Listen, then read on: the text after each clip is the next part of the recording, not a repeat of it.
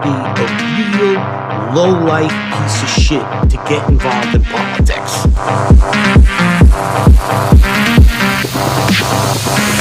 Who am I supposed to vote for? Am I supposed to vote for the Democrat who's going to blast me in the ass, or the Republican who's blasting my ass? Politics is just all one big ass blast.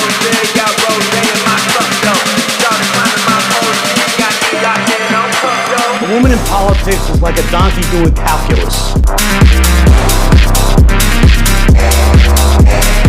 That's politics, bitch! That's politics, bitch! That is politics, bitch! But with global warming... Jump science!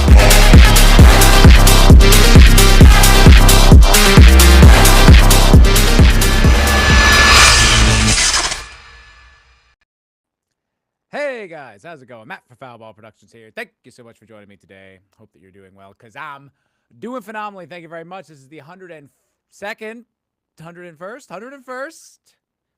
episode of the MFer Podcast. I thank you very much for joining me today. I hope that you're doing well. I apologize for my absence yesterday. Sometimes things come up and you just can't get out of them. You know how it is? That's just how things go. But I'm here. I'm doing my makeup, of course. It's not my makeup. I'm doing the show. This is what it is. The MFer Podcast. It's every week. Sometimes twice a week, especially if I have a guest, which I will be having a guest next week. I recorded an interview on Monday with the Right Wing Coalition, is a very prominent YouTube channel. One of these Gen Z right-wing guys. He is based as hell. I like him a lot. We had a great conversation. So that will premiere on Tuesday. I'm telling you now, do not be surprised when it's a premiere. When I have certain guests on, especially guests who aren't used to live streaming, and people I just want to have a very focused, kind of intimate conversation with, I'm going to pre-record it, and we'll do a premiere, and then I will do some kind of follow-up stream, whether it's another episode of the MFer Podcast or maybe a cocktail lounge, a game stream, something live, so that I can graciously take your abuse in the chat. Because that's what it comes down to. What's up, Senshin Dildo? How you doing, buddy? Good to see you, man. What is up, Westoids? Indeed. So yesterday I put out a video about kind of Nick Fuentes' take on Trump's immigration failings. I watched, he kind of focused on that almost every show last week. I watched a lot of it. It was very compelling, and I was compelled to make a video about it. I thought it was interesting. I thought he was reading between the lines, seeing the chessboard. I was talking to a buddy of mine. I was like, he's the only political commentator I know who, when he's talking about politics, he has like a isometric, like top-down view, like looking at like a civilization board, like the video game, or like StarCraft, Warcraft, you know, where you see all the different players on the board. To me, he's the only one who seems to have that kind of like top-down view of the whole thing. A lot of guys, I think they see it from their perspective, or they might infer other things, but he seems to know all sides. It has a very broad conversation and can really read between the lines. So, you know, you're going to continue to get Nick Fuentes content out of me, commentary. I hope that's okay. I find him compelling. If it's not okay, that's, well, you know, I get it. I lost a subscriber when I put out that video. It happens. Not everybody wants to hear that. It's not for everybody. I've changed. I've grown and I've developed as a man. But I did want to say this. You know, look, YouTube algorithm engagement is a weird voodoo beast. It's a very odd thing. It's very fickle. It's hard to read. It's hard to interpret. It changes all the time. So when people comment on videos, that's great. That helps the engagement. That really does. However, don't expect me to reply to a comment on a video if I already explained what you're commenting on in the said video. Okay? I'm not gonna have a whole separate conversation with you in the comment section when what you're mentioning in that comment is addressed in the video. So I don't know if you didn't finish the video or if you just saw the title and had like an emotional response and just had to write something, but I will not engage. I refuse. If that is covered in the video that I worked for hours on, I'm not having a separate conversation with you in the comment section. If you want to elaborate, contribute, mention something that isn't there, fine. That's fine and great. I'm happy to do that. But I'm not gonna re-explain myself in the comment section. What is this? I don't understand. You know, I get it. I'm a small creator, but all day to just focus. Well, actually, if you look at minute 3, no, watch the video or don't. I don't care. And thanks for the engagement, but don't expect a conversation out of me in the comments explaining what I already painstakingly put into a video. Dumbass. I don't know. I mean, I know it's the internet. I understand that it's an emotional place. I'm an emotional person. You know, I react emotionally on the internet. I get it. I understand. But this is fair warning. Fair warning to anyone out there watching who feels the need. Oh, did you know that you Obama? I am covered it in the video, please. Please look at the content of the video. I refuse, Sentient Dildo. I refuse to explain myself. I won't do it. Okay, so we got a bunch of stuff to talk about. I'm going to definitely get into some of the Epstein stuff. Not too thoroughly, not too deeply. I mean, I'm a little sick of it, to be completely honest. I mean, it's been content that is just, everybody's talking about it, which is understandable. 3 million documents get dropped. It's a very compelling subject, but it's something that, everyone's talking. I'm drained on the subject, honest to God. And I still feel like we're not really getting that much out of it. You know, Nick Fuentes did a good job talking about it on his show. And apparently on Friday, he's going to do like a deep dive, like a special show talking about the entire Epstein situation from start to finish, which I think is going to be great content. But for me, it's not something I've spent a whole lot of time reading about, more than the cursory article here and there. I haven't dived into the articles and started reading them. A lot of people are getting a lot of things wrong and making connections, and, it's just so much noise. It's just so much fucking noise about it, which I honestly think kind of muddies what is actually like a very compelling story, an important story about government corruption, how intelligence works, how the elites are controlled, manipulated, how they operate. I think it's a fascinating thing, but there's just too much ignorant, low IQ, uninformed, emotional conversation about it, and I don't want to contribute to that. But what I will talk about in a little while are the things we can definitively say, things that have been definitively proven, especially about what was said about these files, that has now been completely vindicated or proven to be false. So, I'm not going to spend too much time on it, but I am going to talk about it a little bit. The noise is the point, Sentient Dildo. That's an interesting theory. I mean, if that's the case, right, then that is a very... Then Trump really is playing, 8, 9, 10D chess, because this didn't look like it was part of the plan. If it was something where it was like he dropped it at a certain strategic time, I guess he kind of did, around the war in Iran. But if it was up to the Trump administration, this would have never, ever been talked about, discussed. None of this would have come out. And, not to bootlick, as they say, which to me is just the most libtard, neo-commie bullshit. But not to bootleg, but it does seem like there are a lot of people who were mentioned in that where it was just kind of like they were just being mentioned. I mean, thus far, we don't know. Who knows what was redacted? Who knows what's going to come out in the other millions of files?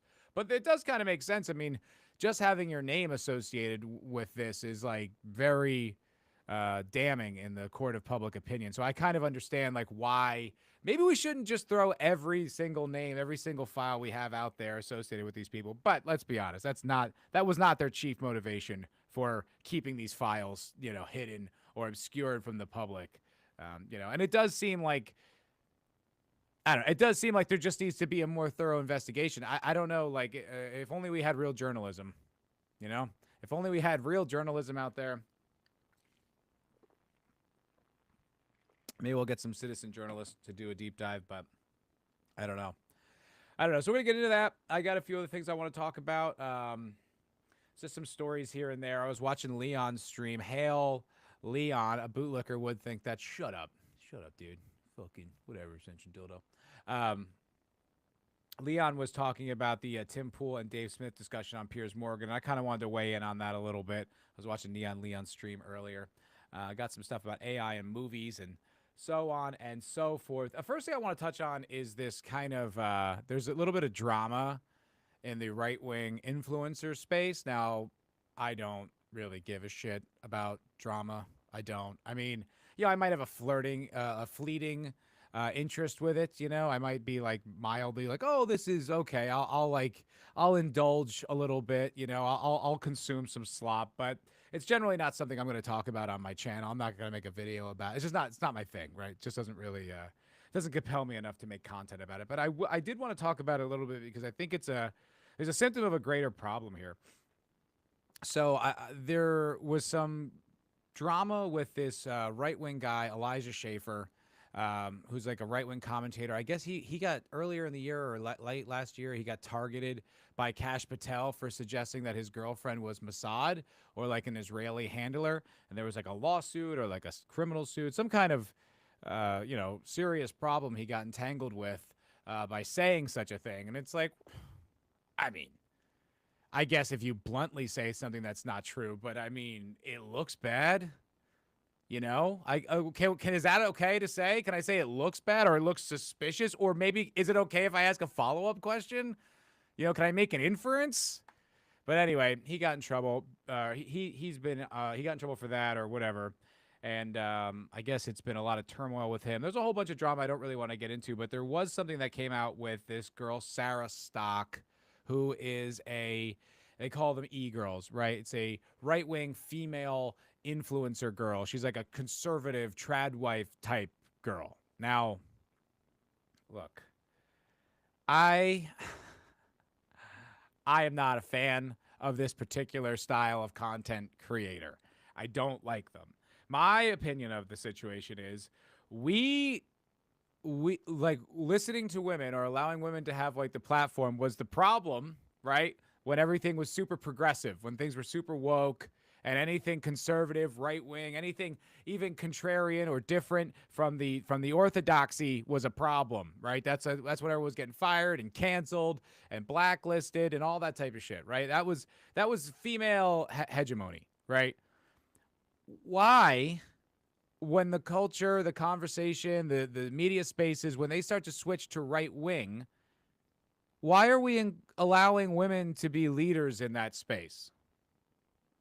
If they want to talk, all right, fine. It's not to say there's no good conversations being had by women. I'm not like a complete blanket misogynist, like there's people I like that are, let's say right wing coded. I like Chrissy Mayer. I think she's fun. Our own Cinevere, who I stream with on Zach's channel. She's kind of a right wing chud for a girl, and she's got some good takes and good stuff. And I would never want to shut her up. And there are other girls out there, but there is this particular type of right wing e-girl, they tend to be very religious as well, that I resent. I've never stomached it. I've never enjoyed it. I've always felt kind of like an irrational distaste and dislike for this type of girl. Melanie Mack was one of them. She was this like very aggressive, very masculine, very like alpha type girl with all this like religious shit. And then you dig into her past a little bit, and it's like nothing too scandalous, but there's some slutty things. There's some like suggestive things where it's kind of like, well, I mean, this doesn't seem traditionally conservative or traditionally Christian to me, and she's just kind of like out of pocket, going too hard, like not really understanding what it is, we're doing here. And I always resented her. I never liked her. And then you have Pearl, of course, Pearly things or whatever, the fucking redhead mid who just basically says like Andrew Tate things, but it's a girl that says it. So it's like, it's okay, because now a girl said it, which I will be completely, what's up, Zach? How you doing, brother? I will be completely, what's the word? Not charitable, but like reasonable.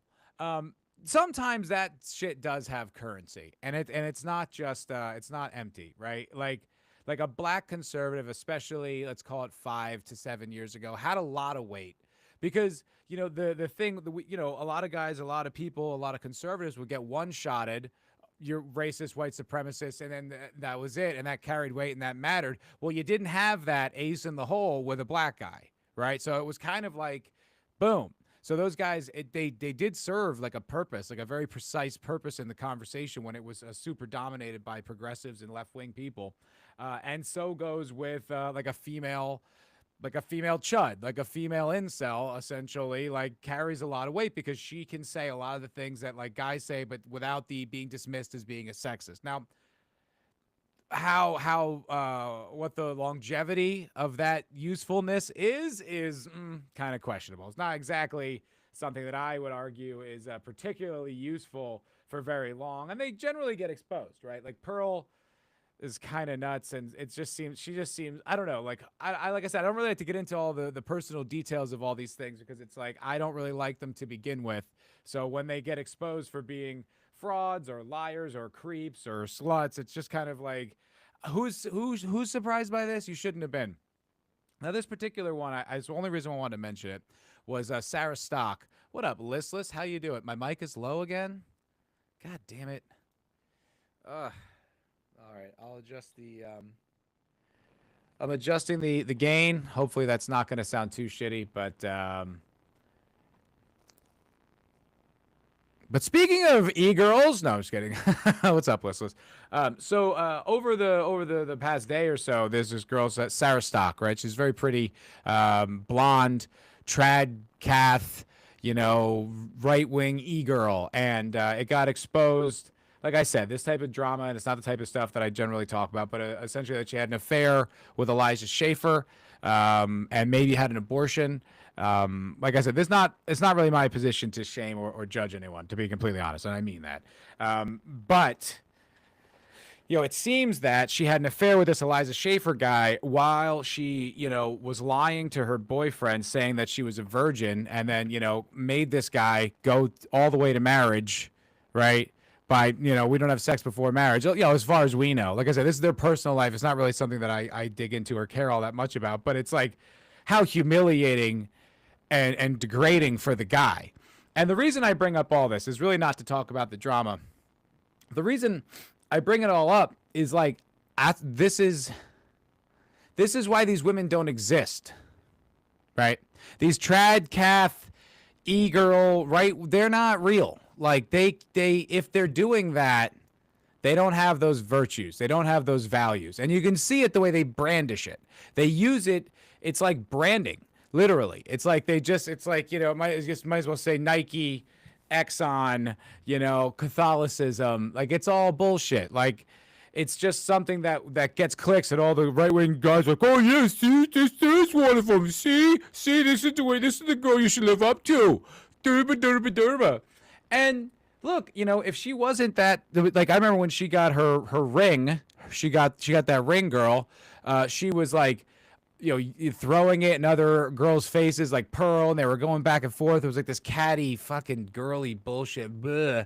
But now it's like, oh no, you were not chaste. You weren't virtuous. You were just a hoe, like a lot of girls are. And it's just kind of like, it wouldn't even be something I would mention if it wasn't for the fact that you're using the virtue as your branding. And that's the thing that I just found, like, I find very distasteful about kind of all these girls, right? You have Ashley St. Clair. She's like the right-wing it girl. Well, she was using it to get her bag. And then as soon as she got her bag, she became quite feminist, as I had my new friend Atlas Thug was on a few weeks ago, and he has a video series about that very girl. And all of a sudden, right? And then you have like, was it Lauren Southern? And just a bunch of these girls. Like, it's just like, they get exposed. It's not real. And I find, that's why I felt I needed to mention it, because I always find that those types of girls, that type of content, it really bugs me. But I don't have like it's like, what am I going to say? Oh, I intuitively feel like you're lying, like this isn't real. That's not really something that you could go on the air and say. That's nothing. It's like, oh, you have a feeling about a person? Like, that's okay. Well, great. But it is. Like, always have a weird feeling about these girls. I always just find them, like, bugs me. And when they kind of crash out and they melt down and they become exposed, I'm like, yeah, this whole genre of content creator, it's bullshit. It's not real. Even if they left out like the chastity, if they left out the traditional Christianity, and they didn't use it as a cudgel to judge and condescend to others, I think I probably wouldn't even have a problem with them. It's just like, that's just another right-wing girl, whatever. But it's that other part that really bothers me. And I think it's like kind of almost taking the man's role in like religious sermon or something. It's very, very. I always really rubbed me the wrong way, from Melanie Mack to Ashley Stock. I hate it. I really don't like it. So anyway, I just want to talk about that. Just briefly touch on that because it was going around, and you know, I don't know. Listless. Did he want her to be a virgin? Is that even realistic? Like I said, this is not the type of thing that I mean to hammer into too much, but it's just kind of like, oh yeah, real tradcath of you to be sleeping around, potentially having abortions and lying to your husband about your chastity. Wow. No, you really are a leader. You're an influencer. We should follow your lead. We should all aspire to have a Sarah Stock who will humiliate us publicly. It's more that I don't really give a shit about their personal lives. It's their business, you know. I don't really talk about my personal life that much because it's really no one else's business. It's not really out there for other people because I think it's not their business. But when you make your personal life your brand and you brag about it and you use it to cudgel others, and then, oh, wow, what do you know? Not as pure as you claimed, huh? Just as humble and human as the rest of us? Wow. What do you know? Shock.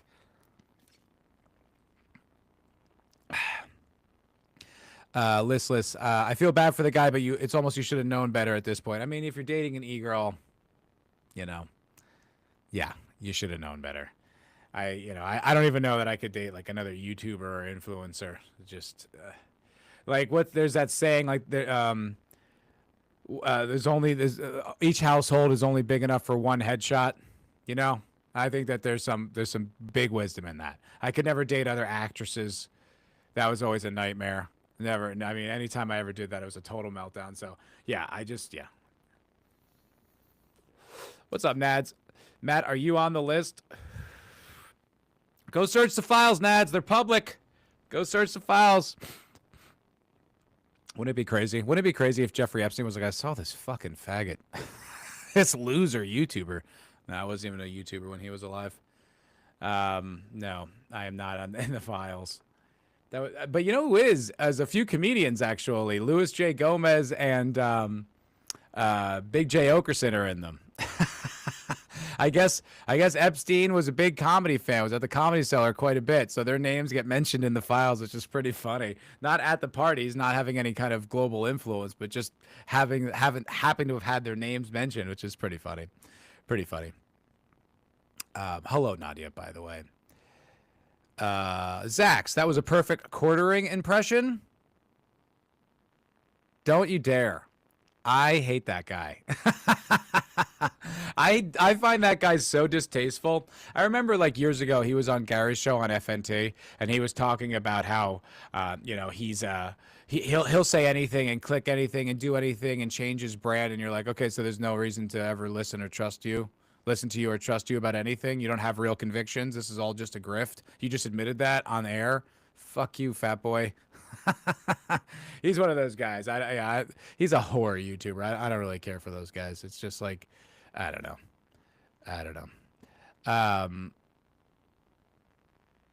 Okay, I'm not entirely sure. Listless, why would you try to say you're a virgin when you're not? I don't know. I mean, I don't know if she's a hoe, but she's clearly not a virgin. Well, it's like if you're sleeping around before you're getting married, like, I don't know. I think something weird happens to female hormones, but right before they get married. I couldn't prove it, but I think something happens to them. Because when I was a wedding bartender, you know, there'd be the day of the wedding, and I'm not kidding. The vibes you'd get off the brides was crazy. They were hungry for it, and it was just kind of like, and it was not once in a while. It was pretty routine. I don't know if they get the same kind of cold feet that we get. I imagine they do, where they're just like, is this going to be it? Is this the only person I'm going to sleep with forever? I don't know. I just don't buy it. You know, I don't believe it. It's just like, I am so virtuous. I am the tradcath virgin who's never, you know, sinned in that way. And I'm waiting for marriage. And look, girl, I got my ring, and, you know, you're not going to get your ring, blah, blah, blah, blah, blah. And it's just like, I don't know. Pride cometh before the fall. The lady doth protest too much. All that shit. You're just like, not buying it. Not buying it. You know, I just find that like very distasteful, and it's just like, ugh, it just bugs me. And then when they see them get exposed, you're like, yeah. My husband said you're his friend now because he hates the quartering too. I don't even get who likes him. Is it the quartering or the quarterling? I thought it was the quartering. What's his name used to say the quarterling? Stupid Jed. Jed would always say that and used to drive me nuts. Virtuous people don't need to brag about being virtuous. Well, I would like to believe that virtuous people understand that being virtuous is a challenge. It's an everyday struggle. It's not easy. So it's like, it's not the type of thing that you brag about. That's like that's a sin. It's like hubris. And it's like, it's like, yeah, you try your best, do your best. You don't throw it in other people's face how virtuous you are. I find that very suspicious behavior myself. But anyway, Nods, I have no idea what you were talking about. And I was a Catholic bride. Well, if your husband's listening, you know what I mean? We're not gonna throw that shade on you, Nadia. I'm sure you were quite virtuous. I'm sure you were the trad Cath. The quartering. That's what I thought. I thought it was the quartering, not the quarterling. Yeah, no one likes the quartering indeed, Zax. Yes, his mediocrity manifest. Yeah, he sucks. I hate that guy. Hate is a strong word. I just find him gross. I just don't. It's like whenever he shows up, like in the conversation on X, I'm like, why is this guy relevant at all? Why am I listening to this fool? Anyway, okay, let's talk a little entertainment. This is something that came up, and I noticed this independent of this article. I will give myself my flowers. I will give myself my kudos. But I saw this was going around today. Okie dokie. Hold on a second. Nope, that's the wrong one. Wrong one. Oh, boy. Turn that off. Okay, sorry. Sorry, folks. Still getting used to this stupid streaming service I accidentally paid for it. I'm now stuck with. Okay. This is from Reuters. Exclusive. Amazon plans to use AI to speed up TV and film production. Did anyone doubt that this was on the way? You were married in Rome by the Vatican? Wow, you had them all fooled, huh? Tricked them all, huh, Nadia? Did you have your fingers crossed the whole time so you didn't burst into flames?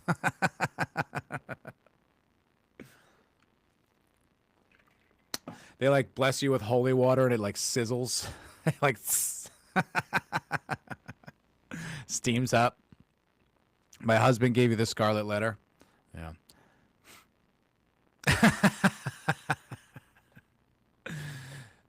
Yeah. All right. So, Amazon's using AI to speed up TV and film production. Well, of course, this was inevitable. We all knew this day would come, and here it is, obviously, of course. Los Angeles. Amazon plans to use artificial intelligence to speed up the process for making movies and TV shows, even as Hollywood fears that AI will cut jobs and permanently reshape the industry. Now, hold on. I don't like AI slop. I especially don't like when I can recognize it's AI or there's that uncanny valley thing about it. I don't like it. But cutting jobs, actually, I'm completely for when it comes to Hollywood. I've been on these sets. I remember I was filming a short back in LA. I was obviously brilliant in my performance, transcendent. But there was also we were filming at like Long Beach College or something like that, Long Beach State, whatever that college is down there. And at the same school, also filming was a television production of Meet the Goldbergs. I think that's the name of the show. Like, you would have thought they were filming a fucking Marvel movie. Like, the crew, hundreds, so many trucks and cables and wires and all this stuff, and they're like, we have our crew. And granted, we're not shooting a television show, right? The quality is obviously significantly different. But you looked at our crew and you looked at their crew, and it's like 12 to 15 people to like 400. Like, is that really that? I mean, when we were done, we had a finished product with organized sound and like balanced color. It didn't look like absolute shit. Like, it won awards in film festivals. Like, it was okay.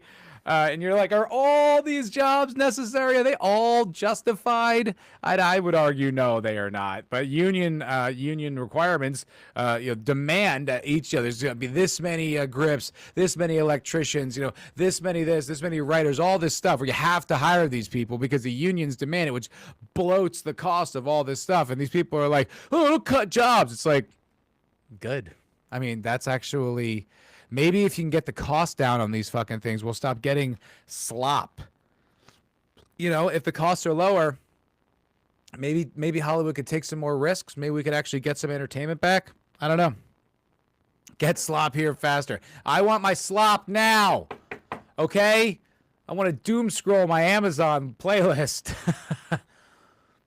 Wow, Sencha Dildo makes a good point. Yeah, Matt, but just imagine how whiny all these newly unemployed Hollywood tards will be. That's not a bad point. That might swell the rank of ICE activists and little Libby pukes all over the country. I didn't think of that. That's actually a good counterpoint. You know what? We should stop AI. We should stop AI before this gets too serious, before this goes too far. At the Amazon MGM studio. So are they... How does that work? Is Amazon and MGM, like... Are they separate companies? Are they the same companies? Because I was watching that show... what's that called? The SAS Rogue Heroes. Zach's recommended it. Now in Canada, he had it on Amazon Prime. In America, I didn't. I had to get a whole other streaming service, MGM Plus, which I didn't even know was a thing.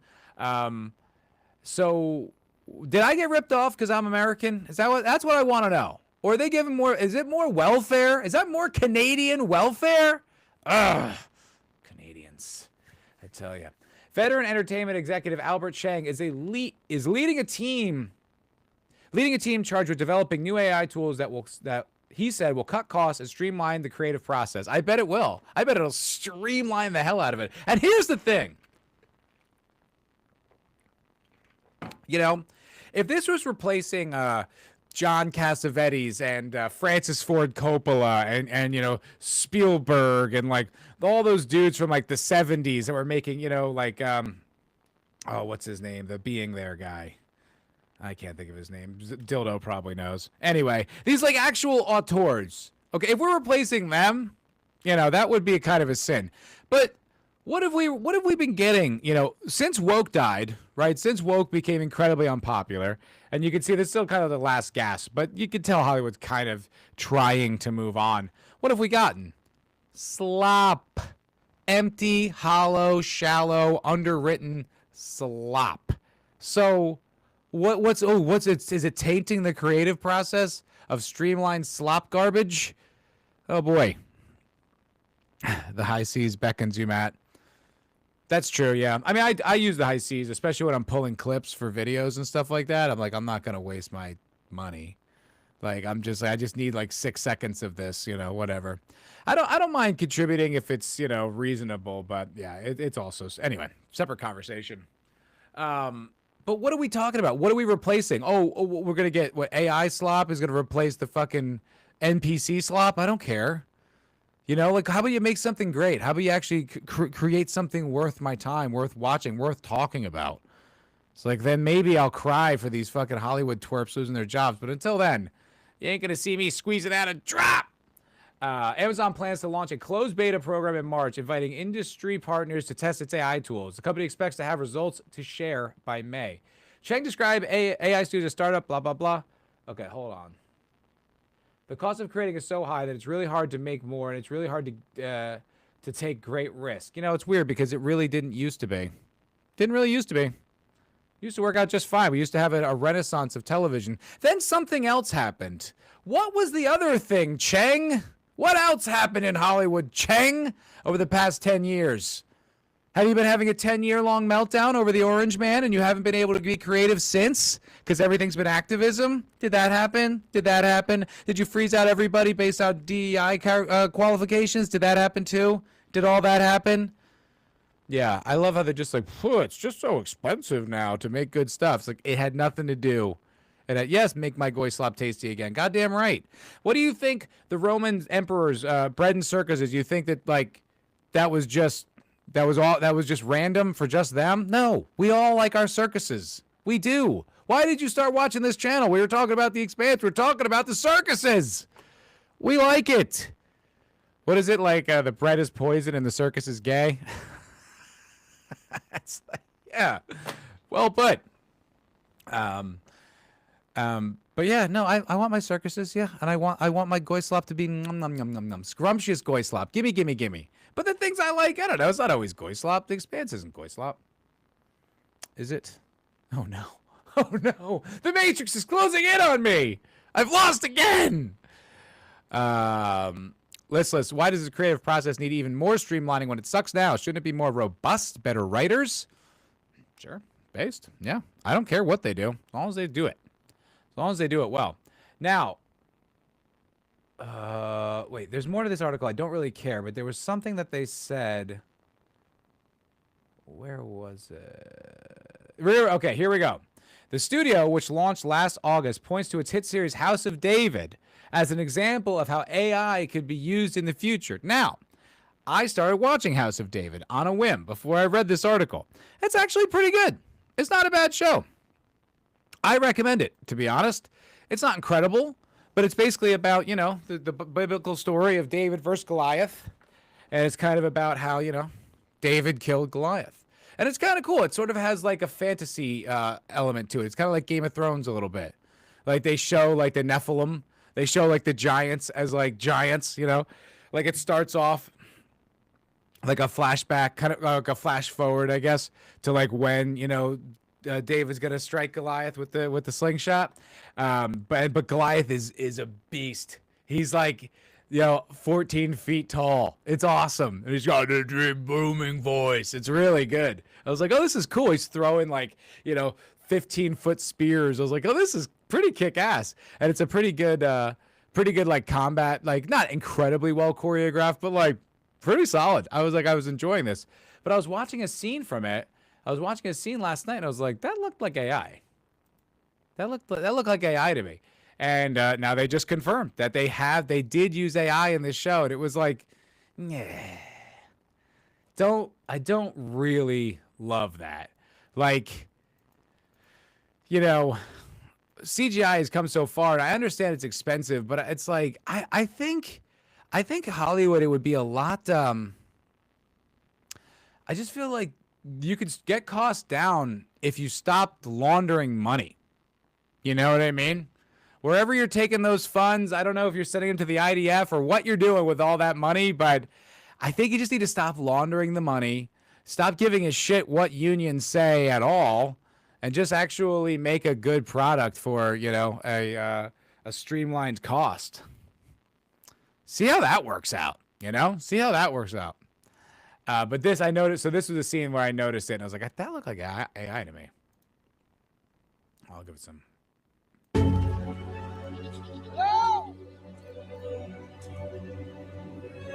It's going to happen kind of fast, and we're dropping some frames because I'm showing the streaming video. Did you see that? You see this? Did you see the way that kind of moved? Like that,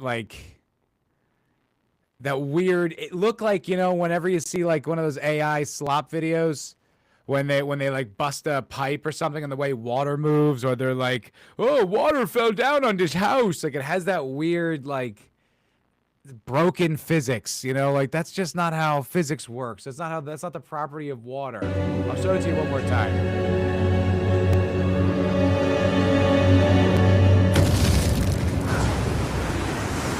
See? You see that? Or it kind of like it changes properties as it moves in a way, and you're just like, that's all wrong. That's all wrong. I noticed that as I was watching the show. I was like, that looked like AI. I'll be honest, we're not there yet. I guess we had a whole run of time where CGI wasn't there yet, but there was something different about that. Like when it's handcrafted and you recognize that there is some kind of technician like genuinely working on that, trying to develop it. Even if it's not good, it's kind of like, well, I guess we were pretty callous about it, but I still would prefer bad CGI to bad AI. If I can't tell, if there's no way I can tell, it's going to be kind of hard to argue that we shouldn't use it. But in its current form, that was AI slop. Like I could tell. And the show is not rife with that. It's not every scene, but apparently they use it in some of the bigger battle scenes, where there's like those giant armies and all that. And it's like, is he taking a dump in that river? No, he's not. Oh, I clicked the wrong one. No, he's not taking a dump in the river. He was recognizing his kingly power as Saul came to anoint him and let him know that he will be king one day. And so then he started having visions of his future throne. So just want to talk about that a little bit because it is here. You know, everyone's talking about is AI going to make it into movies and television? Like, when has it been? A lot of people have speculated it's already been in script writing for a while, and I think that's a reasonable conclusion considering how shitty scripts have been recently. That's just so lazy, and like it's just so cruel. Because like if you spend any time in LA or Hollywood, like you realize there's just an ocean of just desperate talent in so many different fields. Just please pick me. I want to work so bad. And they work hard. They do work hard. You know, they put they write so much and create shorts and just put all this work into these scripts and all that stuff. And they just, you know, never even get a chance. And it's like you have this untapped ocean of potential talent. Now, it's not all talent. I've read a lot of garbage, but there's definitely talent in that ocean. And this whole untapped ocean of talent, nah. We're just gonna chat GPT it because we're fucking lazy, awful pieces of shit, which is pretty funny. Bring back miniatures and painted backgrounds, hell yeah, and animatronics, please. I like animatronics as well. Some of that stuff still looks incredible, and I don't want to try to be overly nostalgic or glaze the past because I think sometimes like rose-colored glasses are a thing, and it gets a little tedious. Which, you know, back in the day, movies this, movies that. Okay. You know, I was listening to Nick Fuentes last night talk about how good SNL was when he was a kid, and he was saying, and when he's much younger than me, so when he was a kid, it was like Kristen Wiig and Fred Armisen and Will Forte, and he was like glazing those times, and I was like, well, that's weird because when I was that age, when that was on, we all thought that was shit. We thought that was slop. Yeah, we would always say, oh, when back in my day, when it was, you know, Will Ferrell and all these other people. First of all, I've always hated SNL. I think SNL has always sucked. I've never enjoyed it. Even the stuff from the 90s, like, I'll take 5 to 10% of it, maybe. I've never really enjoyed SNL, ever. It really bugs me. But anyway, the point is to say that there's like this rose-colored glasses thing that people have. It's just like when they were young, when it was new to them, it was better. It was better then. Really. You seem slightly biased in that opinion. And I have it too. I'm not judging, but you could objectively say that there are movies that look better from years ago than they do now. And it's not really an opinion that's subjective. It's like, look at the original Jurassic Park. That looks great. Like and that's 94. You know what I mean? That's 30 years ago. It's like, it still looks incredible. And it's because they used the animatronics combined with the CGI. They didn't lean into the CGI too much. And then even the next few years, you know, like the Terminator 2 still looks incredible. These are old, way older than we should be miles ahead, and we're not. And it's like, yeah, I think we should go back to some of that more technical filmmaking. It's far more compelling. There's something tactile. The realness, the tactile is it's irreplaceable. We need it. We need it in movie making. You know, stop hiring a bunch of screechy activists and overpaying them. Stop bowing to every union. I don't understand why Hollywood just doesn't tell the unions, hey, go fuck yourself. Actually, there's no law that says I have to put out a movie. Maybe there is. I don't know. But I feel like there's no law that says I have to put out a movie with union workers. We'll just do it wherever we want. Go fuck yourself. Why are we being, you know, hamstrung by all these creeps? I was talking to my friend about that. I'm babbling, I understand. But I was talking to my friend about this with the Hollywood unions, and it's like, the implication, right, is that in Hollywood, that it's like, well, if there weren't unions, then they wouldn't pay anybody anything. And it's like, yeah, that's fair. What does that tell you about the value of that labor? It's worthless. If there's people willing to do it for free, it has no market value. You know? So maybe we should take that as the insight. Maybe that's the magic key to understanding this whole situation. That there's a glut of people trying to get in, and they shouldn't have to. People want to do it for free, let them do it for free. You know, I'm trying to make my living. Hey, we're all trying to make a living, but what are you going to do? I mean, it's just like, if it's literally worthless, if there is no market value for it, then, you know, then maybe you start to redefine market value. Well, you know, the cream gets what's the fucking expression with the separation of the cream rising to the top, but the curds in the way. I don't fucking know. There's some milk analogy that I'm not grasping at the moment. But the wheat from the chaff, I think is what I was trying to say. Yes, the wheat from the chaff. Not even dairy related. That's agriculture. I'm all over the place. But you separate the wheat from the chaff there. Yeah, and then maybe you start to assemble. Or what happens is a competing town begins to create movie productions. Oh my goodness. Maybe Pittsburgh. Maybe Miami. Maybe there becomes another competing movie studio town, and all of a sudden it's not so centralized. And then maybe the entire industry can actually start to compete with LA instead of it all being centralized. Maybe that's the point, isn't it? Maybe that's the point. Anyway.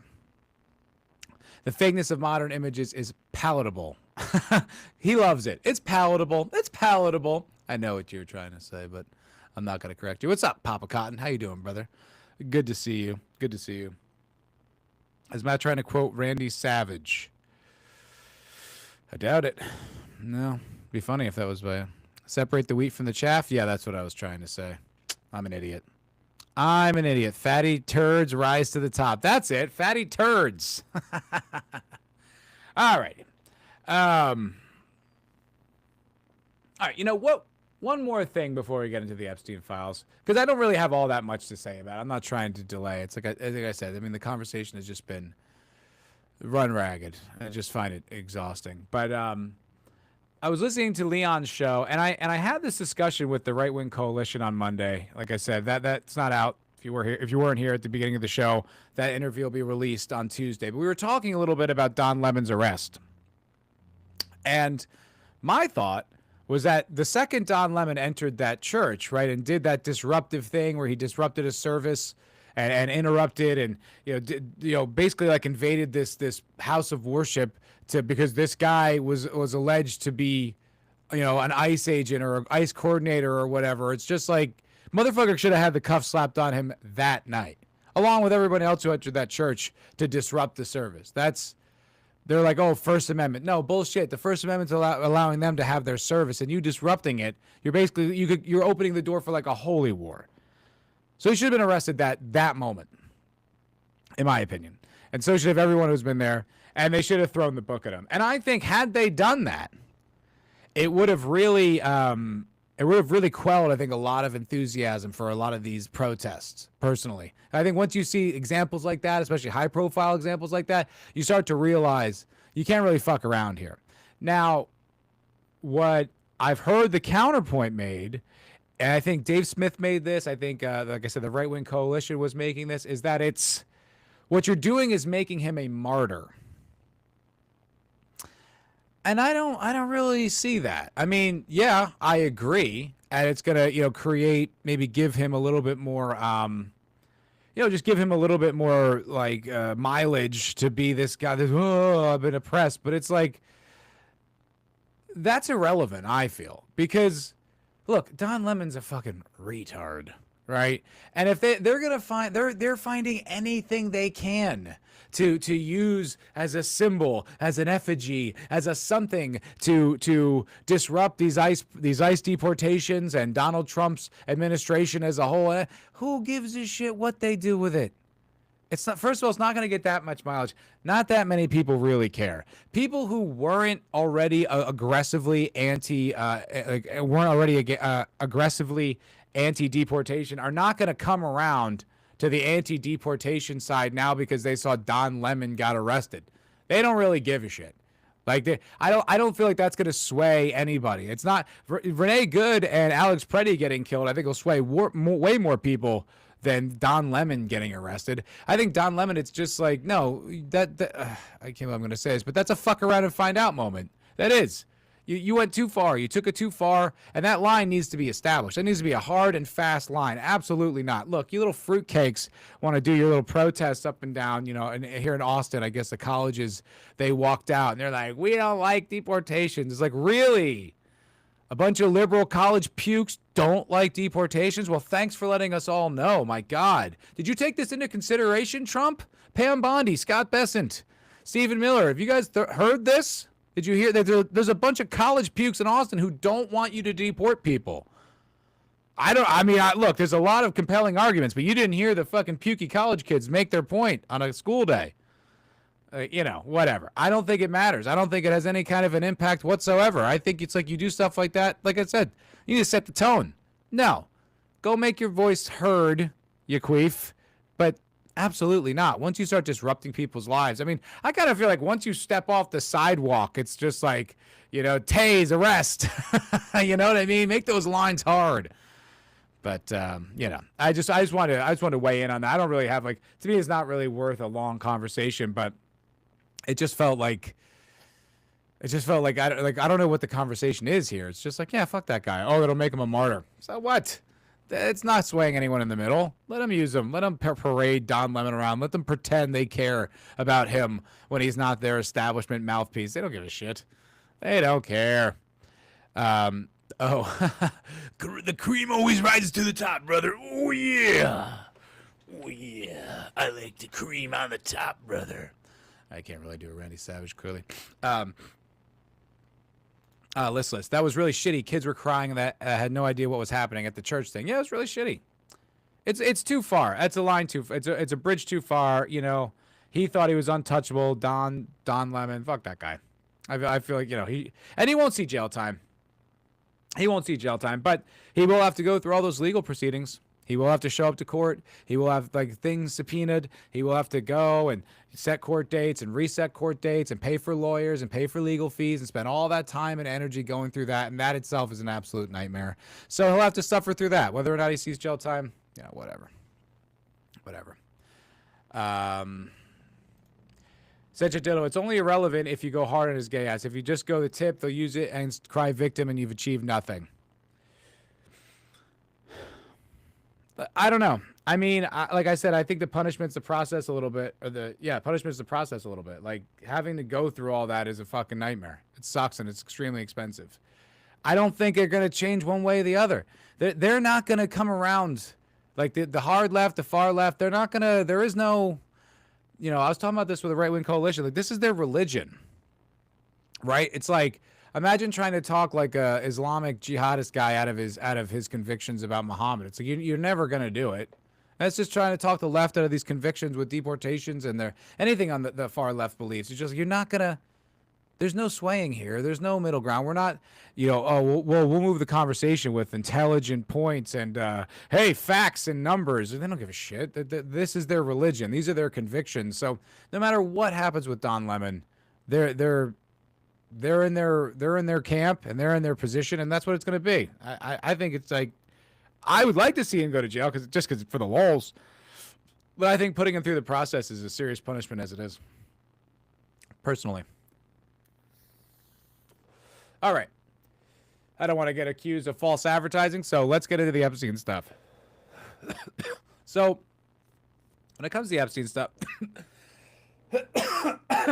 excuse me. Like when I say at the top of the show, when it comes to the Epstein stuff, there's a lot of talk, chatter, misinformation, misunderstanding, outright just lies, fabrications, and overall noise. And I think that is destructive and counterproductive to the goals, which is to understand the situation, understand exactly who Epstein was, who he was working for, who he compromised, and for why. I think that's all very important to understand. It's like, it's very sensational, and it's like, it's it's a disillusioning reality. It's a shattering thing that changed kind of everyone's perspective about the way the world works. It sort of validated a lot of extreme conspiracy theories. And kind of extreme worldviews. And it's important, but I think it's more important now, especially to get to like the truth of what this is and what's actually happening, instead of just kind of like all the crazy stuff. Now, look, I'm not ruling out the crazier things because I don't really know. And I used to believe some pretty crazy conspiracy theory stuff. So if that all happens to be true, great. I just think it needs to be like, it just can't be you run with one thing, one phrase, anything in an email somewhere, and then draw the conclusion that you want to draw from it. A good example is like I think it was Epstein or someone saying, "I liked that torture video," And people immediately conclude that they know what that means. That was about a child being tortured to death or whatever. And it's just like, that doesn't mean anything. You know, torture porn is a genre of porn. It could have just very well been a genre. It just could have been a porn video. I'm not saying it is. I'm just saying we don't know. And it's a very important, I think, to like start shuffling what we do know and what we don't know in and out of the conversation, instead of like running with everything that sounds sensational and just being like, this is what it was and that's what happened. And it's like, we don't know that. And it kind of makes the entire, like, trying to draw any real conclusion impossible, or any kind of real fact impossible. So that's why I was kind of avoiding talking about this, because it's just like, there's just so much. It's 3 million documents, you know. Everyone just did like a word search through the documents to find the salacious thing that they had, and they wanted to run with it, get their tweet out first, you know, to get the engagement. Is that helpful? Are we getting a better understanding of like the whole picture and like the network of blackmail that was most likely going on here? It's like, not really, not with all this crazy shit going around. It's like this is going to take a lot of like hard, diligent, mundane, boring, brutal work to really understand. And like, that's what needs to be done, not just running with we found the word torture in an email. It's like, let's do better. Let's do better.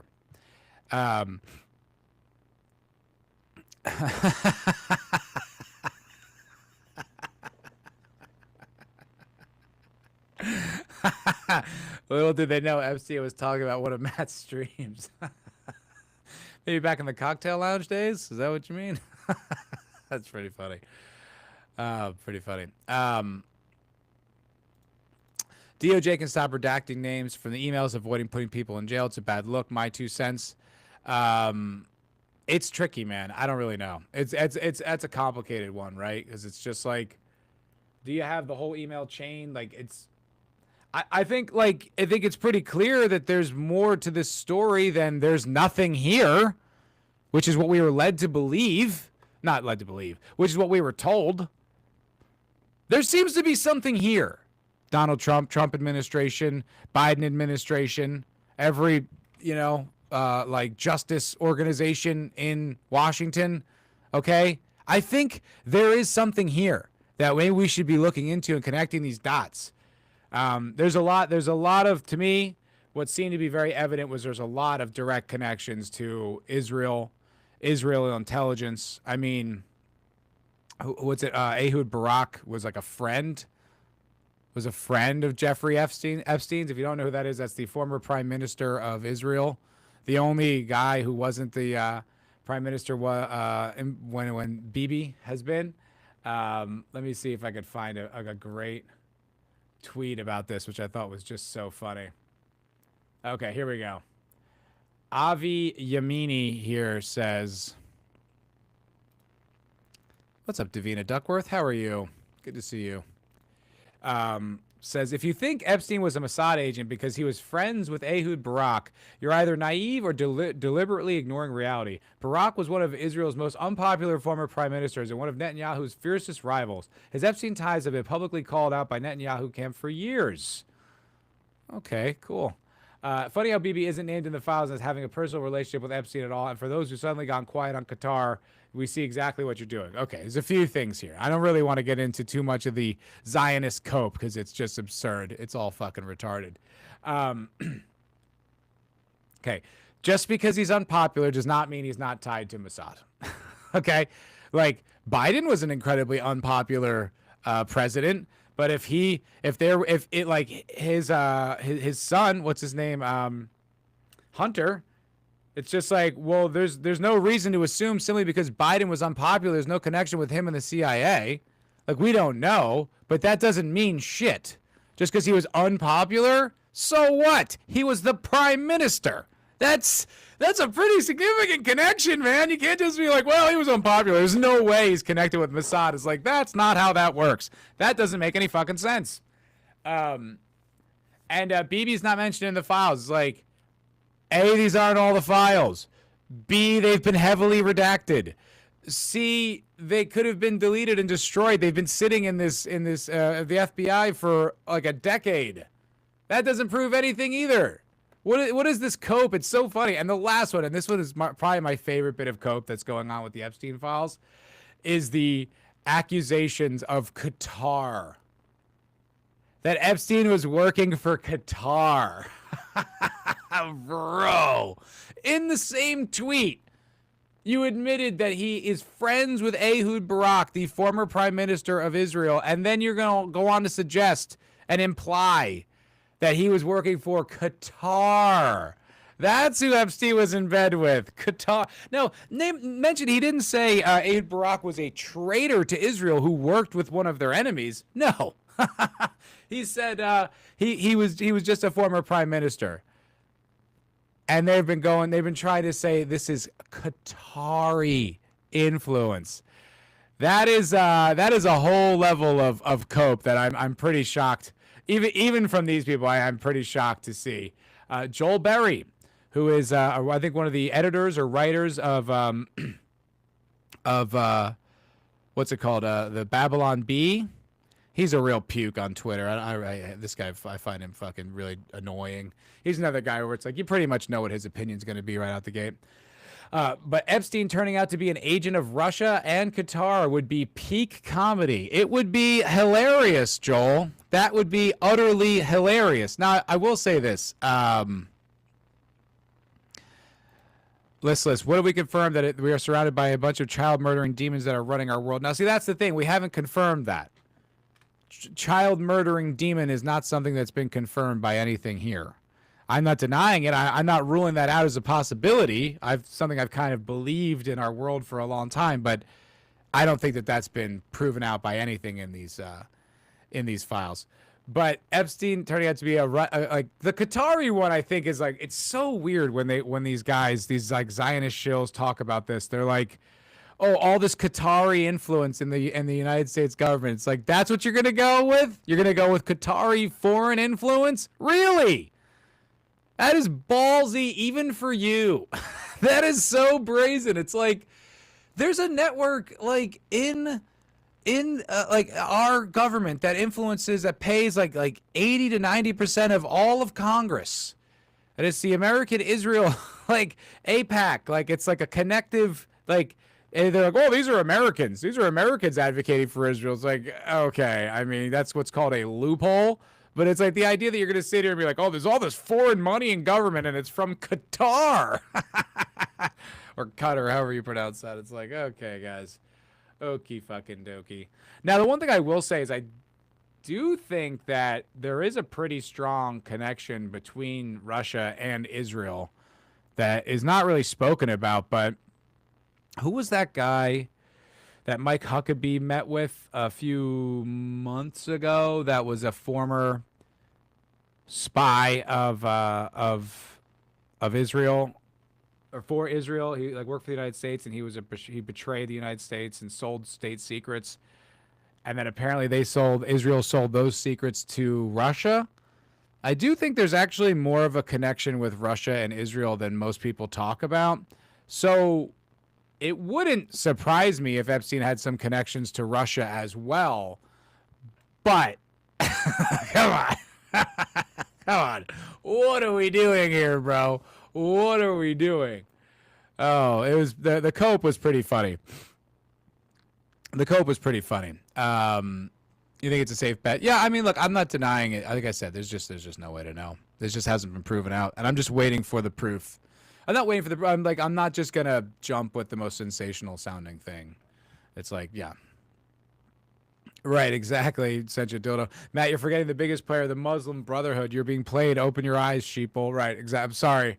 I'm so ignorant. The wool has been pulled over my eyes by the Muslim Brotherhood and Qatari money. These fucking people. The balls. But to the point that not everything has been ruled out to be true or untrue by these files. Certain things have been ruled out or proven to be true or proven that people lied. For one, Pam Bondi lied to the American people. She essentially said that Epstein files were on her desk You know, remember, if you'll remember, take a little walk down memory lane to early 2025. Around this time last year, there was a big release. They released the Epstein files, everyone. Hey, promises made, promises kept. The most transparent administration in history. They've got it. They've got it. Don't you worry. And they released the Epstein files. They got the binders. Remember the binders? Phase one binders. And they brought all the influencers there. You know, Libs at TikTok and DC Drano and is it Mike Cernovich? Bunch of these people, a bunch of these characters. And they had the files. And what was in the files? Oh, just shit that was already public or completely already open. Everyone knew. They even redacted things in those files that were like not redacted publicly. So it was like absolutely nothing, right? So then it was like, oh, well, that's just phase one. That's just phase one, folks. Don't you worry. We wouldn't lie to you. We wouldn't hide the Epstein files. That's crazy. We wouldn't do that. So what we're going to do, we're going to release them after this. It's phase two. So that's coming. They're on Pam Bondi's desk. Kash Patel. I think it was Kash Patel. Truckloads of files. Truckloads. That's what they said. They were truckloads. And then, I don't know. It's just a few weeks later, they changed their tone pretty dramatically. Pam Bondi said there are no files. Pam Bondi said it's just hours and hours of child porn. And we're not releasing that. You're like, okay, no one asked to see that. And that's probably not all there is. And she's just like, well, we are never releasing that. As if there was like this giant call from all the Americans being like, we want to see it. Like, that's crazy. So that was their line. Kash Patel, Dan Bongino, hey, there's nothing to see here, folks. He killed himself. I saw the file. I know a suicide when I see one. And there's kind of really nothing to see here. And then there's just millions of files. Like, well, it turns out there was something to see here, wasn't there? So we've got a few confirmed lies that the Trump administration was going with, which I thought was, pretty interesting. One of the other interesting lies that was proven out to be true, and this is also in the thumbnail, was from Elon. And this isn't the type of thing he even needed to lie about. But he did. And these files exposed him as, like, lying about this. And you're like, you're not even implicated. There's nothing even serious here. Like, why did you lie? But Listless is saying, I'm just disgusted. Hey, be disgusted. This is worth being disgusted over. Absolutely. I'm not trying to suggest this is anything other than despicable behavior by lots and lots of people for very nefarious reasons. However, let's not lose our heads here. Let's kind of focus on what's the truth, what really happened. Let's get to the bottom of it. Not that's going to be me. But let's try to, shave off some of the more sensational parts and get to the core of what this story is really about. But Elon Musk. So Elon Musk tweeted and like in interviews and stuff, he repeatedly said he refused Epstein's emails. Yes, I do, Sentient Dodo. That's a great point, buddy. I forgot all about that, and so did everyone else. Elon Musk pretended... I should have made a video about that. I don't know why. I think I made a clip about it or something, but that is such a ridiculous story. I think it was like Asmongold who really like got into the nuts of it. He said, remember when he pretended to be a top 10 gamer? I think he said he was like, hey, tried to say he was like the top 5 in the world at Diablo 4 or something like that. It's like, first of all, like, not a flex. Like, I don't think Diablo 4 is like a very well-loved game. It might have like a niche, like autism audience, but it's just kind of like a weird thing to be bragging about. And then it came out that like, no, you pay people to like level up your account, and then you have like stolen video game valor. Like, ew, dude, why did you think we would think that was cool?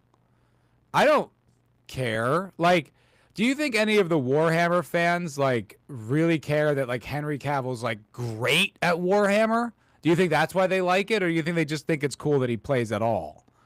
I think it's probably the latter. I don't think anyone really gives a shit. Like, no one, like, who thinks it's cool that you're really good at a video game? Like, I don't think anyone thinks, I mean, like, maybe inside of a lobby, that's cool. You know, if you're hanging out with your friends and you beat your friend at Madden or something, but like, it's not bragging rights publicly to be really good at a video game. Do you know how you get really good at a video game? That's all you do.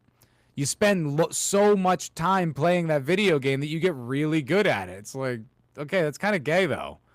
It's like not like a righteous life. Like you spend hours and hours of your life into this non-transferable skill to get good, to beat other people on the internet. That's like not something that like socially we think is awesome. We're just like, oh, okay, bud, cool, I guess. And then it was lying. He was lying. He was paying people. So yes, good point, Central Doe. I forgot all about that. So to that, Elon Musk lied again and said that he refused. He refused Epstein invites, never visited the island, had minimal contact. And he posted, Epstein tried to get me to go to his island and I refused in capital letters. Well, that wasn't true, was it? That wasn't true. It said, Musk actively coordinated potential visits to Epstein's Caribbean island, Little St. James. In one, Musk asked about parties planned and expressed wanting to hit the party scene in St. Bart's or elsewhere and let loose. That's a quote, by the way. Quote, let loose. And expressed wanting to hit, after a tough year. Another in November 2013, Epstein invited Musk for Christmas, noting Woody Allen would be there and Musk might enjoy it. So it's not like it's anything all that damning, but it seemed way more conversational, friendly, casual, and Musk being like interested.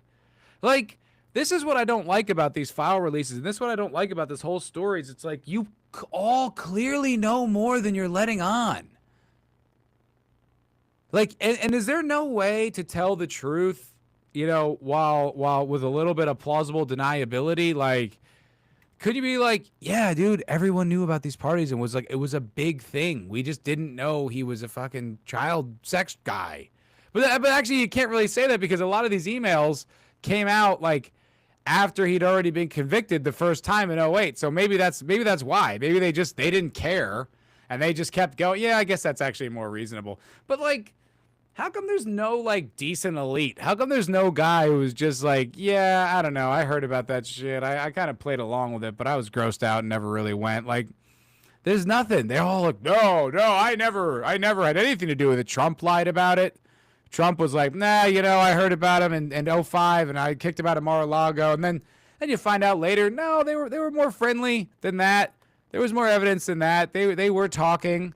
And then it was like he kicked him out of Mar-a-Lago more because of like some condo deal or something. I'm not really sure I'm getting all these details straight, but I remember just being like, wow, it's not exactly as you painted it, bro.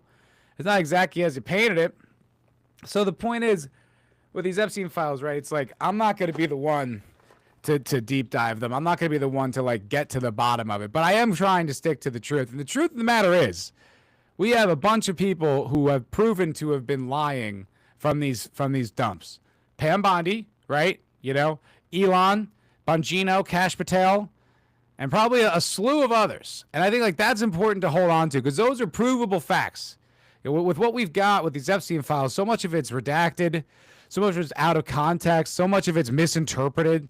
Like the big one was the Ball, that he had a bank account named Ball, but it was just like a bad scan. And it was just bank name and it just got like squished and just said Ball name. You know, it's like if you're like a demonic evil guy, Ball name, that it's not really, it doesn't make any sense. But people are like found the word ball and that's a demon from the Bible. It's just like, okay, well, you know, it's like important to just stick to like what can we prove? What can we actually like organize facts so we can hold on to and use? And look, these are significant. The government actively covered it up. They pretended that they didn't know this shit. They pretended this didn't exist. They lied to you, to me, to everyone. Completely full of shit. That's significant. Elon Musk said he refused. He outright refused. Never even, barely communicated with the guy. He's like, this creep. Oh, really? You seem like you want to go. You seem thirsty to go. Sounds fun. Maybe it was about a condom deal. Yeah, you know what? It probably was that. Probably was that. Anyway, look, I don't know. I mean, there's just there's going to be more about this. I didn't really want to talk about it too much. I imagined like I kind of thought I was like, you know what I'll do? I'll go like on a deep dive. I'll just talk about that the whole time. And then it was like the whole weekend, it was all anyone was talking about. There was just so much slop, so much stuff in my feed, so much stuff that I was just like, I don't even know what to believe here. Like, and that's kind of almost the point, is like it almost makes you not want to even pay attention. Right? You just start to tune it all out because it's too much noise. It's too much shit. It's too much. It's an avalanche of accusations and names, and then it goes away because it was like, oh well, I kind of got carried away, or I got that wrong, or oh, that was just a completely crazy accusation from some random guy that the FBI just completely wrote off, but they're also in these files, so therefore it sounds like in the context of the Epstein files that it's all valid. It's like, look, I would like more transparency. I would like more, accountability on the government. But there is a reason why they are professionals who go through all this stuff, so that they don't just run with crazy leads, that they, go through all the files and make sure they're organized and make sure they have accusations, make sure there's proof and evidence, and they could track these things and not just take any wild accusation as like definitely happened. That's my point of the whole thing. So anyway. One last thing before I go. This was something that I wanted to talk about it because I was watching Leon talk about it, and I thought it was an interesting thing. It was Piers Morgan had on Tim Pool. I'm sorry, I apologize, but also Dave Smith, and they kind of had like a little bit of a beef, and they were talking about kind of like ICE and stuff like that. So I wanted to talk about their appearance a little bit today. I wanted to have a little bit of a conversation about that. So. Gonna do a little what do they call that? What's that term when you react to stuff? There's some term. I forget what it is. But we're gonna do a little bit of that right now. So this is Tim Pool and Dave Smith are kind of they're beefing, or they were beefing. It seemed like a pretty playful beef, but they were having a little back and forth. And this was on Piers Morgan's show from yesterday. You're the one saying you're coming in and enforcing laws. Tim. Oh. Wait a second. We got to go far enough back to hear Tim's cringe-ass lines. But we make no apologies for showing them both again. So the argument right now is this. I'll put it simply. First of all, when these people come out and go, Tim's a bootlicker for defending us, I'm like, no, you misunderstand. It's my boots. It's mine. I voted for them. I'm wearing the boot. I'm stomping on the ground. I ain't licking anybody. I'm clapping for these people that I said, please go out and enforce the law. And anybody else who's cheering for it, who voted for it too, we're all wearing the boots. You're the one crying. You're the one saying you're coming in and enforcing laws. Jesus Christ. How fucking, yes, it is. Yeah. I mean, how gay. How gay. This is like something kids say like in high school, man. This is like the political conversation you have around the lunch table when you're in high school. This is not adults. This is not one of the biggest news programs on the internet having this conversation. Like, what a cheese dick.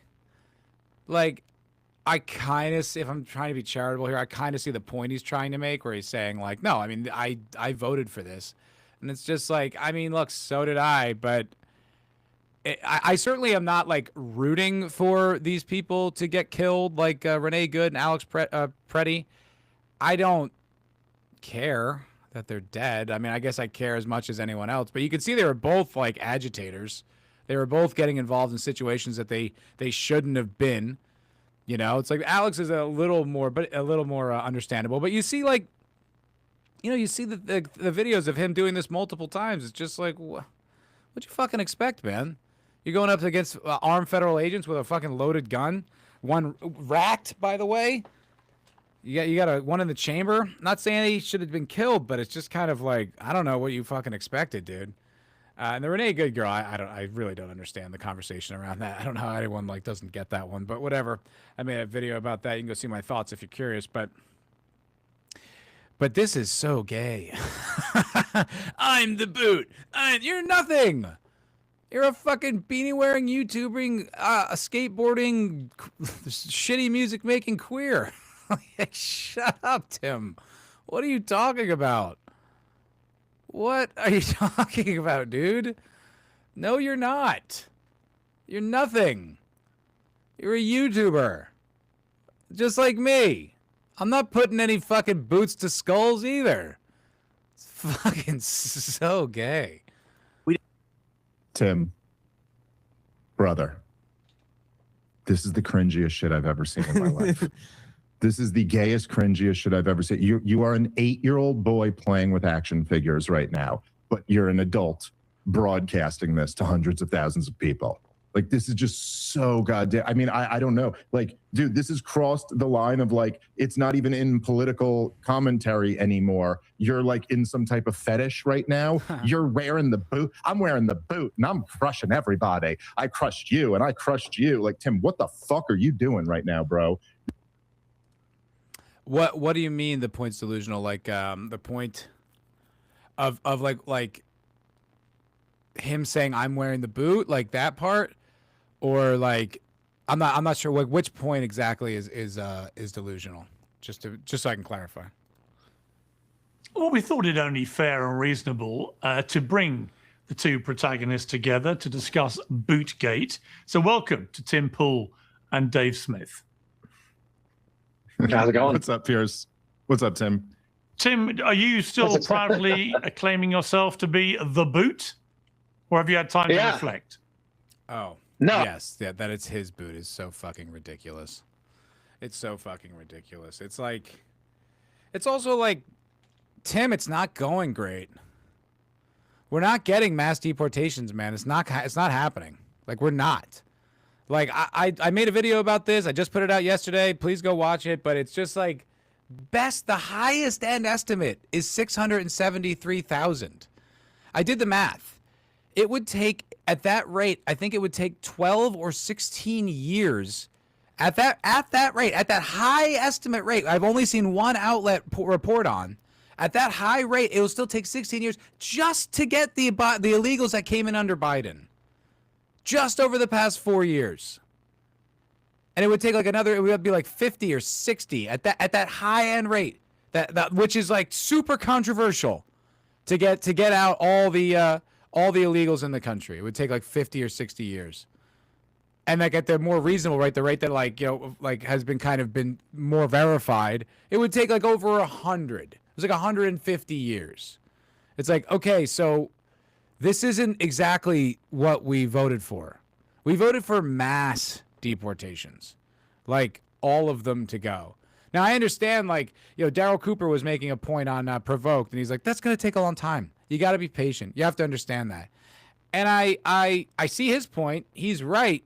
But you think like I feel like we have to get it done as soon as possible, because it's like I feel like the impetus for this will fade. And it will, and everyone's like kind of stomach for the fight will dwindle. And whatever the next administration that comes in will either lessen it, or if it's a Democrat, outright destroy it.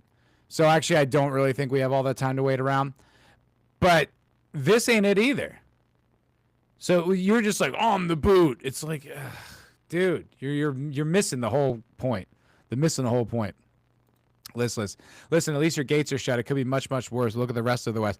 I think that's a valid point, too. I mean, I think it's a point, you know, in the sense that it's just like, look, you know, could be worse. The thing is, the gates shut should have been the bare minimum. It should have always been like that. But you're right. It is. And, you know, Trump is building the border wall, and hopefully all the like kind of removals, the internal removal, the deportations are permanent. That would be, I think that would be reasonable. But, you know, who knows? Another fucking Democrat comes in there, could undo it all. Couldn't undo it all. That's why I feel like it's so important to get it done now.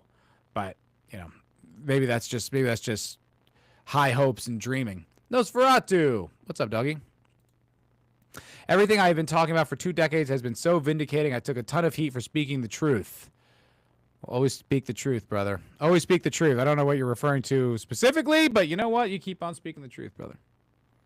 I think the point of that comment was I had made a post on X where I said something to the effect of Freddie was conspiring with a group to obstruct federal law enforcement, did not show up to a protest. He showed up to an operation to obstruct federal law enforcement, resisted arrest.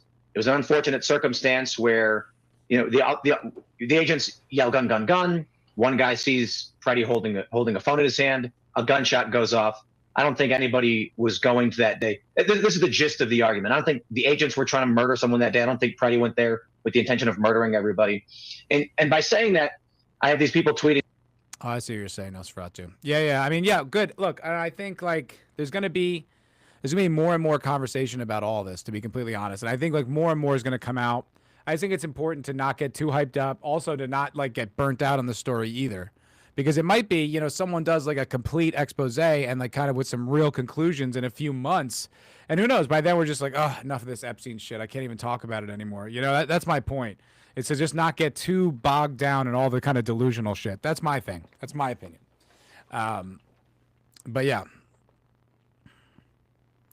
And Listless is saying, we can't even get a slow in the deluge here, and we have no idea how to find them. No one else has ice. I mean, that's true. That's something. I'm not like delusional. I didn't think Trump was Thanos and could just snap everyone away. But I also thought, they're backing down. Like they're leaving Minnesota. Like Tom Homan pulled another 800 out of Minnesota today, and they're like riot control. Put these fucking people in their place. These aren't protests. Just because you disagree doesn't mean you have like carte blanche to behave however you want. Like you protest your lawmakers. You protest the people who can make change. You don't go and do the thing. And people were talking about like, oh, J6. What about those people? Was that a protest? It's like, well, they all went to fucking jail and were debanked and couldn't fly just for showing up there. Is that what you're suggesting? Hey, look, maybe I would even agree. But, like, what are you fucking talking about? Dude, I was a conspiracy hipster into it before it was cool, man. Yeah, pretty funny. That I'm a bootlicker because I'm defending ICE because they went out and, and you've got a spattering of some libertarians that are arguing this is a peaceful protest or just filming, and many liberals making the same claim. And so my response is, I voted for ICE to go out and do this. I was promised in 2024 that Donald Trump was going to employ ICE, CBP. They were going to make these arrests. So it's not that I'm defending and licking their boot as they go out and do this. It's literally, it's me saying, gentlemen, please, would you go out and engage in these operations? Now, I'm not happy that. Nosferatu, this is a great point. His first term wasn't perfect, and a lot of it I hated, but the second term is fucking up historical levels. But is fucking up historical levels of fucking up and being transparently puppeted. Yeah, well, look, you're right. What was interesting about the first Trump administration is that we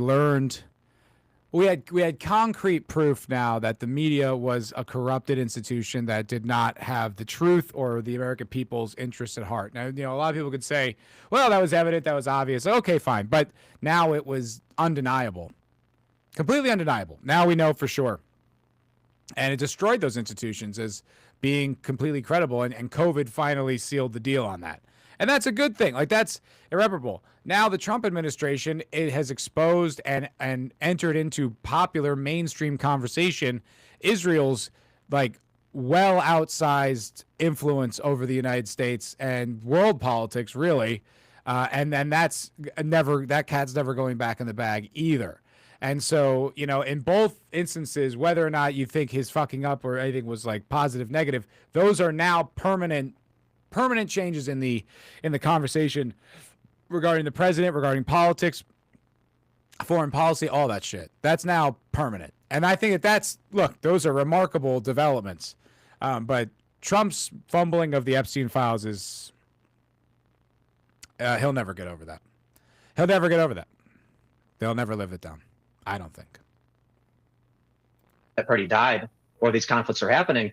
But these are agents enacting the political will of me and many others who voted for it. Dave Smith, your response. Well, I would just first off say that Tim knows that I love him, and we did make up on Twitter there. Can we not start with a mollifying comment like that? Piers is like, I want my blood. Okay? I'm the ringleader of this circus, all right? I want you guys yelling at him. You call him a Jew. Let's go. Piers, you really are. Even in recovery, Piers is still just sparking fights. I love it. I'm glad to see. I'm so glad you're doing the show. Joe Rogan, if I may say, in between he had Andrew Wilson on a couple of days ago. And in between mocking me for my injury and suggesting I have a 10-year lifespan now as a result of having I mean, yeah, Nosferatu, but like both my parents are boomers, but to be completely honest, like the boomers are going to be dead soon. I'm not rooting for that day because that means I have to lose my parents, but it will happen. And their influence in politics is waning. And the Gen Z are rising, hence why I focus on those guys so much in my shows. Actually, we're just going to stop here because it's 7:30 and I got to get going. I'm going to be on Zach's show in a little while. But I have, for next Tuesday, it will be pre-recorded. Okay, it's a pre-recorded interview with the Right Wing Coalition, who's a great Gen Z right-wing YouTuber. If you're not familiar with him, I recommend go checking out his stuff. We had a fantastic conversation. I'm really grateful that he came by. I'm very humbled. I thought that was very generous of him. And so that will be next Tuesday. And I think those guys, that's why I talk to these guys, because they are the next generation that they're coming up. And I really don't think most people understand how fucking based and consistent and organized these guys are. They're going to be a serious political generation, and they are going to be something that will frame the political conversation in the next 20 years without a doubt. So with that, I'll bid you all adieu. It's been great hanging out with you. Thank you very much for hanging out on the MFer Podcast. You guys are great. Next week, I will do an additional live stream. So like I said, I will take your abuse in the comments as always on the live one, but in about an hour and a half, I'll be on Zach's stream. You guys can, we're doing some kind of cinema thing. I'm not entirely sure. Zach's got some new ideas. He's got some concepts. So let me see here if I can't. I'm going to see where I can send you guys. Oh, geez. I always forget how to do this. There we go. So stupid. It's such a weird, it's so backwards the way they make you do this. Anyway. Okay, little redirect. Who's streaming? Let's send you to Joe's Atmosphere. He's a good guy. He's a good shit. So I'll send you guys over to Joe. Watch me on Zach's channel in about an hour and a half or so. And next week, Right Wing Coalition. You guys are fantastic. Love you all. Have a great night. Peace out.